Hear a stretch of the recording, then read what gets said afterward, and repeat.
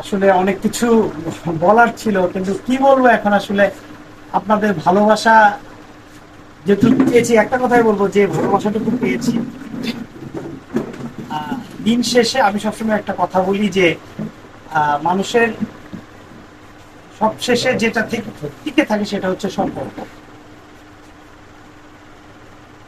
একজন আমি civil service করতে আসছি, বাংলাদেশ সরকারের একজন কর্মচারী। যদি আরো সংবিধানের ভাষাই বলি, তাহলে হচ্ছে আমি জনগণের চাকর।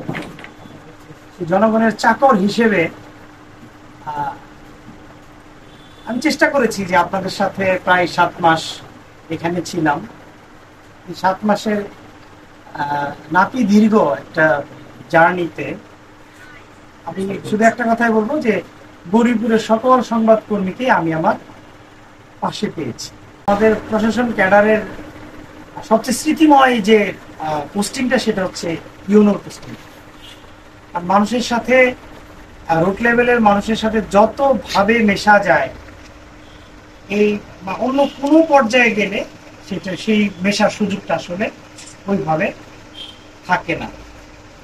সচিবালয়ে একজন ডিএস যখন থাকে, কিংবা সিনিয়র অ্যাসিস্ট্যান্ট সেক্রেটারি, উপজেলা নির্বাহী অফিসার কিংবা এডিসি, সিনিয়র সহকারী সচিব পদমর্যাদার কর্মকর্তা, তো সচিবালয়ে গেলে হয়তো বা অফিস করা হয় 9টা to 5টা, এর বাইরে আর কোনো কিছু না। 9টা 5টা অফিস, আর সময় সময় যে দায়িত্বগুলো স্পেশাল ডিউটিতে সেটাই।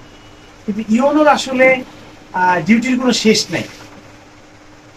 ইওনোর বাসাটাও কিন্তু অফিস, তার নিচতলা হচ্ছে অফিস, দুতলা হচ্ছে তার থাকার জায়গা।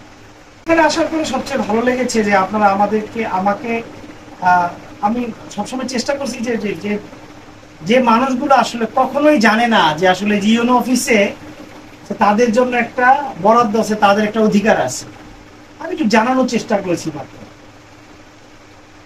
আমি একটু শুধু জানানোর চেষ্টা করেছি যে না, তোমাদের এখানে একটা অধিকার রয়েছে, এবং সেই অধিকারটা হচ্ছে আমি যাদেরকে দিচ্ছি সেটা তাদেরই গচ্ছিত সম্পদ, সেটা ডিস্ট্রিবিউশন করার চেষ্টা মাত্র করেছি। আমি জানি না কতটুকু পেরেছি। আমি খুব আবেগতাড়িত হয়ে যাচ্ছি আসলে। আমার অর্ডারের পর থেকেই মানে আমার মানে চোখে মুখে ভাসবে আসলে, যে এই যে আপনাদের সাংবাদিকরা বিভিন্ন সময় আমার সাথে গিয়েছেন, কথা বলে, সকল সাংবাদিক গিয়েছেন, আমার সাথে কথা বলেছেন বিভিন্ন সময়।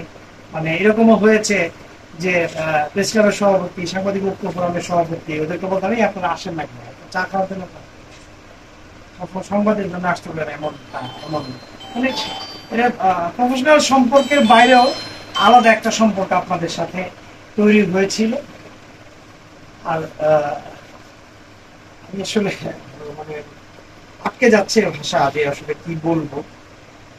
আমি মনে করি যে আপনাদের সাথে যে যে সম্পর্কটা হয়েছে সেই সম্পর্কটা আজীবনের, এবং আমি যত দূরেই যাই, যেখানেই থাকি, মানে গৌরীপুর হচ্ছে আমার সেকেন্ড হোম হিসেবেই থাকবে। আমার জন্মস্থান হচ্ছে শেরপুরে, আমি মনে করি গৌরীপুর আমার সেকেন্ড হোম হিসেবেই থাকবে। আমি মানে এখানে আসলে আমার কখনোই এটা মনে হবে না যে হচ্ছে এটা অন্য কোনো জায়গায় এসেছি, ভিন্ন কোনো জায়গায় এসেছি, আমি নিজের বাড়িতে আসছি।